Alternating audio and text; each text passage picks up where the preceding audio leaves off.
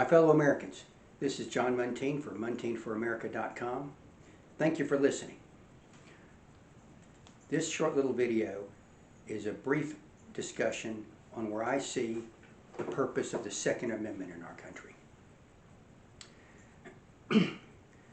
You know, our founders were pretty emphatic about checks and balances when they devised our government.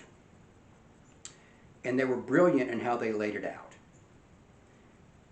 If you want to know the purpose of the Second Amendment, you need to take the time and read it, because the Second Amendment specifically identified the reason we have the right to bear arms. And it was so that the nation would have a well-armed militia ready at its disposal to defend our interests.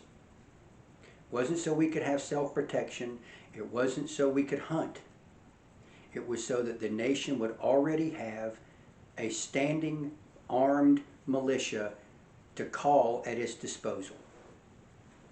So when someone says, we don't need AR-15s, we don't need assault rifles, understand, our founders made sure that the population had the exact same weaponry available to it that the soldiers of their day would have had.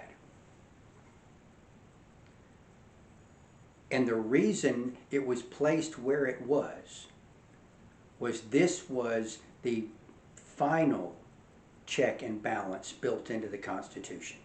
The Constitution is full of checks and balances within the branches of government.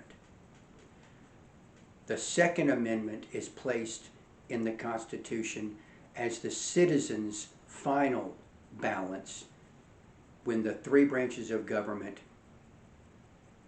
do things it's not supposed to do and goes steps beyond what it's intended to do. The Second Amendment is designed to be the check and balance to protect the First Amendment. It wasn't never intended to do anything other than make sure the government itself understood there is a line you can't cross. They saw the government in England cross that line and how they managed the colonies, and it forced them to stand up for themselves and defend their rights. They didn't want to create a government that could do the same to its own citizens. But if that government evolved into that type of government, that the citizens had the ability, had the right to stand up to it. Now, do we have issues in this country as far as gun violence is concerned? Absolutely.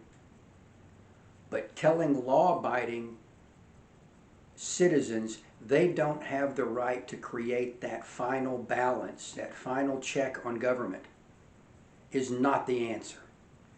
Turning law-abiding citizens into criminals so that government can do whatever it wants to do to them is not a viable solution. And I will certainly never do anything to enact policies that violate that amendment.